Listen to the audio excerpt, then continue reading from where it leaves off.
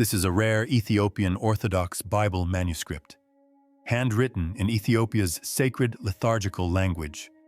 What if the most important words ever spoken by Jesus Christ were never written in the Bible? You know, not lost, not destroyed, hidden. For nearly 2,000 years, the story ends the same way. The tomb is empty, the stone is rolled away, and then silence. No details, no final message, just a gap where answers should be. But what if that silence wasn't accidental? What if it was intentional? High in the mountains of Ethiopia, inside ancient monasteries carved into stone and sealed off from the world, a different version of events has been preserved, not rewritten, protected, passed down in whispers, guarded by monks who believed these words were never meant for the outside world. And just before his death, one of those monks broke that silence. With no cameras, no recordings, and no audience beyond a single student, he revealed something that had been kept secret for generations. What Jesus Christ actually said after the resurrection, words spoken during the mysterious 40 days history barely explains. Words so direct, so unsettling, they were locked away inside an ancient 81-book scripture few have ever seen. This isn't legend. This isn't speculation. This is something that was deliberately kept hidden. Before we reveal what the monk confessed in his final moments, hit like and subscribe, because what you're about to hear was never meant for the public. And to understand what that monk was protecting, you first need to understand just how different the Ethiopian Bible actually is. Most people grow up believing the Bible is fixed, final, and untouchable, as if it fell from the sky in its current form. But the Ethiopian Orthodox Church never agreed with that version of history, and they have the receipts to prove it. While the Western Bible was standardized at 66 books, Ethiopia preserved 81 books like Enoch, Jubilees, and Maccabees. Texts that were used by early Christians revered by ancient Jewish communities and then quietly dropped from the Western canon. For centuries, Western scholars dismissed them as myths, forgeries, or dangerous distractions. Then science stepped in. Radiocarbon dating of the Germa Gospels discovered inside an Ethiopian monastery confirmed they were written between 330 and 650 AD, making them the oldest illustrated Christian manuscripts ever found on Earth. While Europe was burning through the Dark Ages, Ethiopian monks were preserving Christianity's original source code, untouched, unedited, and unapproved by Rome. And what's inside those extra books is not gentle Sunday morning reading. The Book of Enoch doesn't just say humanity sinned before the flood. It explains why. It describes a cosmic breach. 200 watcher angels who descended to Earth, took human wives, and produced hybrid beings called the Nephilim, giants who consumed the world's resources and unleashed chaos on civilization. The book names Samyaza, Azil, Barakiel. It says, these beings taught forbidden knowledge to humans, weapon, seduction, astrology, things that were never meant to be revealed. This wasn't simple disobedience. It was an unauthorized transfer of power. That's exactly why Rome rejected it. The world Enoch describes is chaotic, untamable, and impossible to control through institutional religion. So, it was removed. Ethiopia kept it. And Enoch, as explosive as it is, was just the opening act. Because the real shock, the thing that monk was whispering about on his deathbed, is a text called the Mashafa Kedan, the Book of the Covenant, Ahants, and what's written inside it rewrites everything you thought you knew about the resurrection. What Jesus said during the 40 days in the standard Gospel of Luke, the period between the resurrection and the ascension, is handled in a few brief verses. Jesus appears, blesses the disciples, and rises into the sky. 40 days condensed into a paragraph. But in the Ethiopian Mashafan, those 40 days are the main event. According to this text, the risen Christ doesn't just comfort his disciples. He gathers them with urgency, like a general giving a final briefing before leaving a battlefield. and he begins to teach them things that were never recorded in any Western gospel. He starts with a warning about the material world. He calls it the playground of a deceptive force, a builder of shadows, an entity that uses wealth, status, and power to keep human beings spiritually blind. And then he says something that should have been the most famous line in all of Christian history. Do not build temples of stone, for the stone will crumble. Build the temple of the heart, for it is eternal. In the context of this text, that is not a metaphor. It is a direct command. He is warning them explicitly against organized religion. He predicts that men will wear long robes and invoke his name to accumulate gold. He warns against a future empire that will take his cross and turn it into a sword. The specificity of it is what unsettles scholars most. It reads as if he is standing 2,000 years in the future, watching the Crusades unfold, watching the Inquisitions, watching televangelists fill arenas while the poor go hungry outside. He tells them plainly, the true believer must be a stranger to the systems of men. But the warning doesn't stop there. He introduces something that sounds almost scientific in the way it describes the human soul. He says, every human being has two winds moving through them simultaneously, the wind of life and the wind of error. And the wind of error, he explains, isn't simply bad intentions or sinful thoughts. He describes it like a parasite with specific entry points.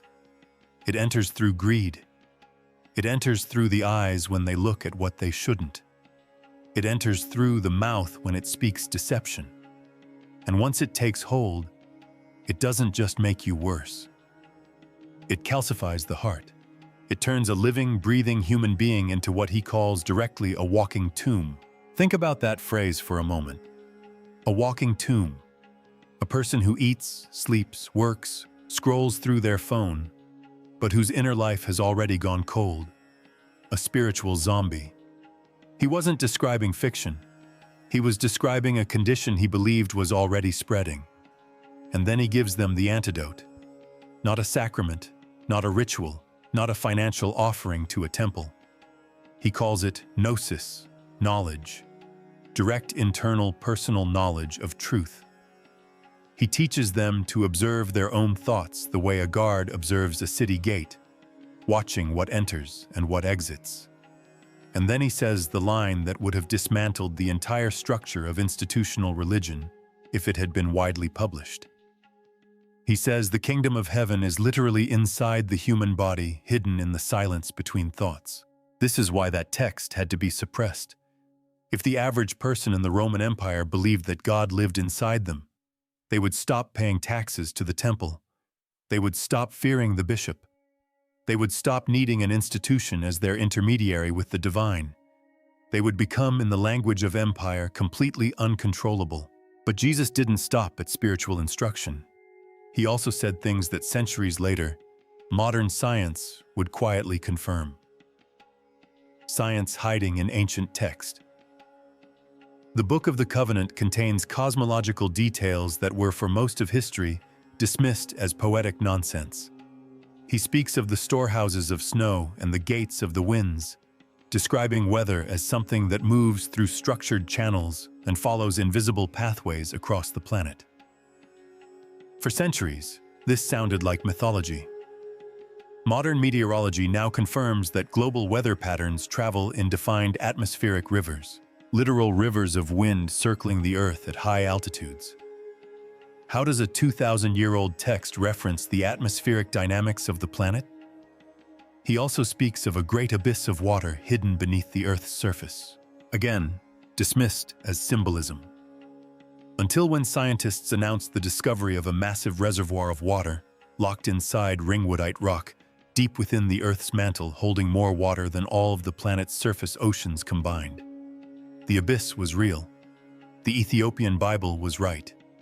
And if these texts were accurate about the water beneath us and the rivers of wind above us, the question that logically follows is impossible to ignore. What else were they right about? He also left the disciples something more than words. According to the Mashafakan, He shared a specific practice, a secret discipline known only to those in the inner circle, involving the deliberate control of breath and the focused direction of thought. It reads almost identically to advanced contemplative practices documented across India, Tibet, and the Eastern traditions. This connects to one of the most persistent theories in biblical archaeology, that Jesus spent his so-called lost years, the gap between age 12 and 30, that the Gospels never explain, studying in the monasteries of India or the learning centers of Tibet. The teachings recorded in the Ethiopian Bible are strikingly Eastern concepts that resemble karma, reincarnation, inner energy centers, all present, all framed in the ancient language of the text. And then he says, the line that ties everything together, the line that monks have been memorizing and protecting for 2,000 years. He looks at his disciples and tells them, the darkness will come, and it will wear my face. It will wear my face. He is not warning them about an obvious monster. He is warning them about a deception so sophisticated that it would look exactly like him. It would speak his name, carry his cross, build cathedrals in his honor, and be the precise instrument of the spiritual destruction he spent his life opposing. The Antichrist in this text doesn't arrive as a villain. It arrives as a savior. And the Ethiopian monks who guarded this passage believed with absolute conviction that it was not a future prophecy. It was a description of something already in motion. And the proof that Ethiopia took all of this seriously isn't just found in manuscripts. It's carved into the landscape itself. The Ark of the Covenant. You cannot tell this story without addressing the single most powerful object in biblical history and Ethiopia's very specific claim to it. While Hollywood placed the Ark of the Covenant in a government warehouse in New Mexico, Ethiopia has maintained for 3,000 years, without wavering, that the Ark is here, locked inside the Church of Our Lady Mary of Zion, in the ancient city of Axum. And this isn't casual cultural folklore. This claim is the central pillar of Ethiopian civilization. The story begins with the Queen of Sheba. She travels to Jerusalem, meets King Solomon, and returns to Ethiopia carrying his son, Menelik I. Years later, a grown Menelik visits his father. Solomon offers him the throne of Israel. Menelik refuses, but he doesn't leave empty-handed. According to the Crust, Ethiopia's royal chronicle, Menelik and his companions executed what may be history's greatest heist, replacing the Ark in the Holy of Holies with a replica and quietly carrying the original back to Africa. The biblical descriptions of the Ark are not those of a decorative religious object. They describe something that incinerated armies, struck people dead if they touched it incorrectly, and released fire that couldn't be naturally explained. The effects, when read in detail, sound uncomfortably close to radiation exposure, which is why what happens to the Ark's guardian today is so difficult to dismiss. Only one man at a time holds the role of guardian. He is chosen. He enters the chapel and he never leaves again for the rest of his life. Visitors who have observed these guardians over the years report a consistent pattern: deteriorating eyesight, cataracts, skin that pales over time, early death. These are not the symptoms of spiritual devotion. These are the symptoms of prolonged exposure to something that emits energy. If the Ark is simply a wooden box covered in gold, none of that makes any sense. And empires throughout history sense that the Knights Templar traveled to Ethiopia in the 12th century, specifically hunting for it. Their carved symbols still exist inside the stone churches of Libella. They weren't looking for a religious artifact. They were looking for a source of power. Ethiopia held firm, and Ethiopia alone among all African nations was never colonized. When Italy invaded with modern weapons in 1896, they were crushed at the Battle of Adwa. Locals speak of a light on the battlefield that turned the tide. History records it as a military miracle. Ethiopians remember it differently. And nowhere does Ethiopia's ancient power become more physically undeniable than in the churches of Laabela. The churches of Laabela. In the 12th century, King Abba didn't commission the construction of 11 churches. He commissioned their excavation. Because these churches weren't built up from the ground, they were carved down into solid volcanic rock. Entire cathedrals with windows, doors, columns, interior chambers, and sophisticated drainage systems, all cut from a single continuous piece of stone. This is not a technique that forgives mistakes. You cannot undo a wrong cut. You cannot patch a cracked column. Every decision has to be correct the first time, which means the entire three-dimensional structure of each church had to be perfectly visualized before a single chisel made contact with the rock. Modern structural engineers have studied these buildings and reached a deeply uncomfortable conclusion. To carve all 11 churches using period-appropriate hand tools would require approximately 40,000 skilled workers and well over a century of continuous labor. The project is attributed to a 24-year window. And there is another problem: the millions of tons of volcanic rock that were removed during excavation. It simply isn't there. No debris field, no quarry dump, no evidence of where it went. The monks have always had an explanation. Human workers carved during the day. At night, angels descended and continued the work, moving twice as fast, using what the ancient accounts describe as tools of light that passed through solid rock without friction. Tools of light. In 2024, we would call that directed energy, laser technology. The idea is no longer as absurd as it once seemed. Some researchers propose that the Ark of the Covenant, which Ethiopian tradition places in active use during this period, may have served as the power source. Accounts from other ancient cultures, including those of Mesoamerica and Egypt, reference methods of softening stone using acoustic frequencies or specific chemical processes. If such technology existed in Ethiopia, it would explain Abba completely. The most famous of the 11 churches is the Church of St. George. It is shaped as a perfect cross carved straight down into the earth, until the roof sits at ground level. You stand above it and look down into it. The geometry is flawless. The drainage system carved into its base has kept the interior dry through 800 years of seasonal flooding. That engineering alone would be remarkable for a modern construction team. In the 12th century, it is almost inexplicable. Beneath the entire complex runs a network of pitch-black tunnels. Candidates for the priesthood are sent into these tunnels alone in complete darkness to navigate by touch and sound, chanting as they go. It is a sensory deprivation ritual built from stone, the theology of the Book of the Covenant running through the architecture. You must walk through the darkness before you earn the light. Recently, 3D laser scans of the site revealed hollow chambers beneath the floors that have not been opened in 8 centuries. The priests say these spaces contain the treasury of the saints, gold manuscripts, perhaps the tools used in the original construction. No one has been permitted to open them. King Abba spent time in Jerusalem before the city fell to siege. His vision was to build a new Jerusalem in Africa, beyond the reach of conquest, beyond the politics of empire. He named the river running through the town the River Jordan. He carved the Star of David, the Christian cross, and the ancient solar swastika, a symbol of the sun that predates Nazi corruption by thousands of years, all into the same walls.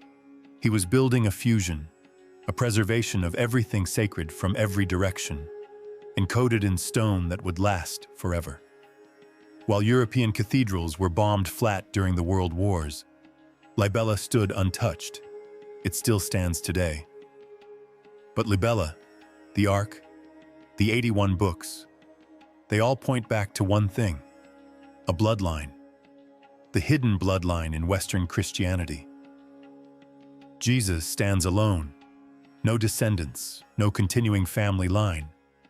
The story ends at the cross and picks back up in heaven. But in Ethiopia, that idea is culturally incomprehensible. Family is not peripheral to identity. Family is identity. Ethiopia's Solomonic dynasty ruled for nearly 3,000 years, from approximately 900 BC until 1974 SPFO, one unbroken royal lineage.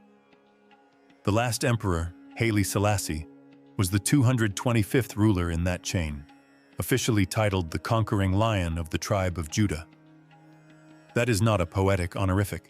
It is a legal, genealogical, and theological claim, a direct line to King David himself. Follow that lineage carefully, and it doesn't just connect Ethiopia to the Old Testament. It creates a genealogical overlap with the New Testament that mainstream Western theology has no comfortable way to address.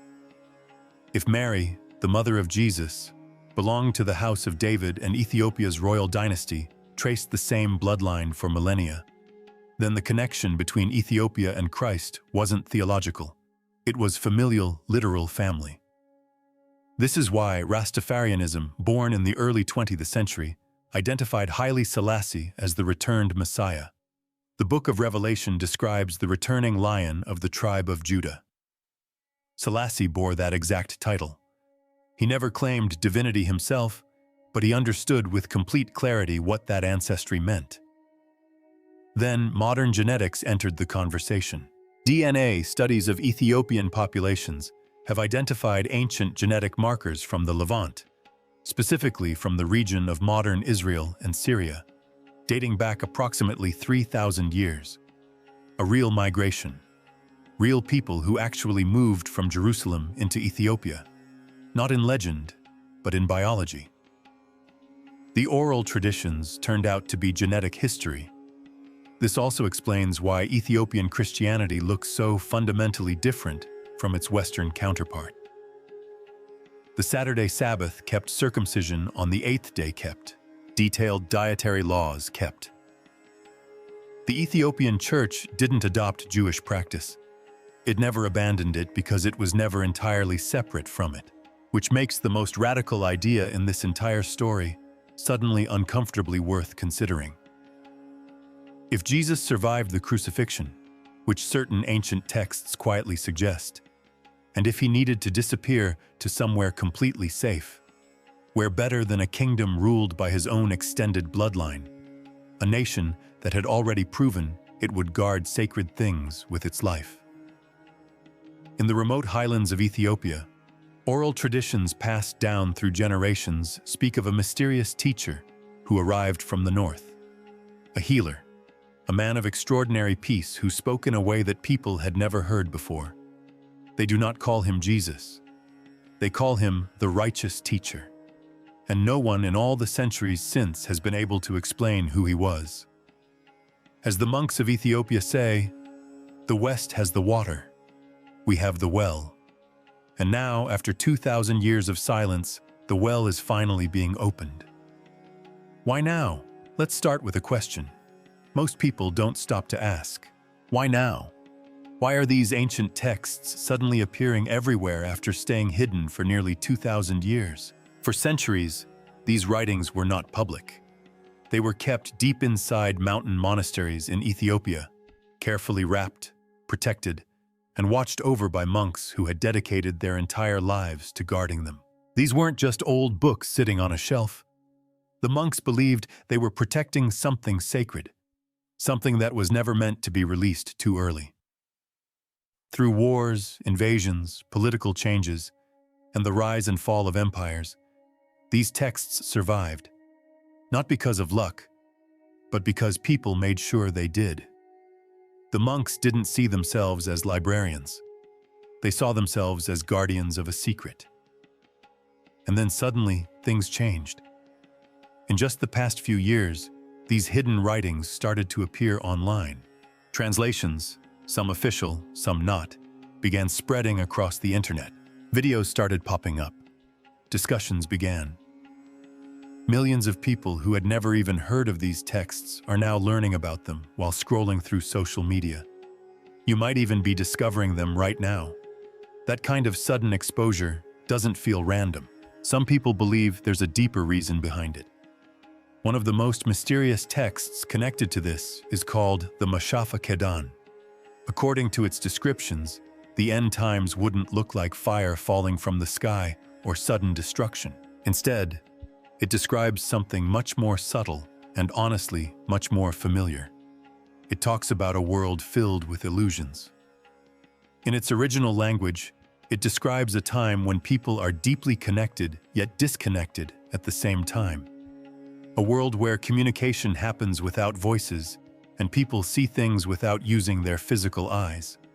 A world full of signals but lacking truth. If you think about it, that sounds a lot like today. The internet, social media, artificial intelligence, constant information, but not always clarity. Because of this, some believe the monks weren't just preserving history, they were protecting something meant for a specific moment in time. A kind of guide or warning meant to be released when humanity reached a certain point. And maybe that point is now. The idea is simple but powerful. When people become lost in confusion, distractions, and false realities, the truth needs to be revealed to help them find their way again. Look around at the world today. Trust in governments is low.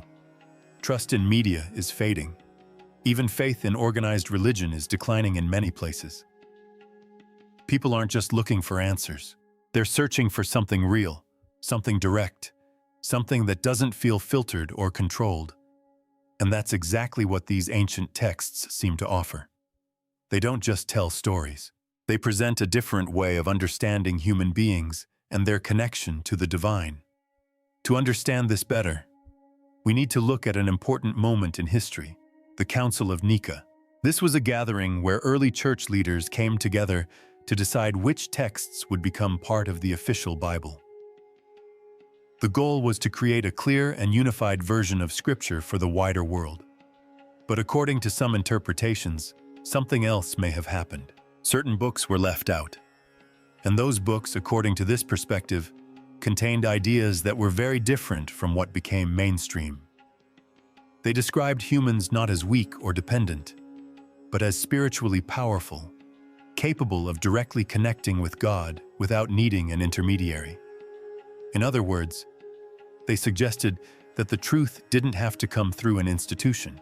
By removing those texts, some believe the system became more controlled. The message became simpler, but also more limited. However, Ethiopia never fully followed those changes.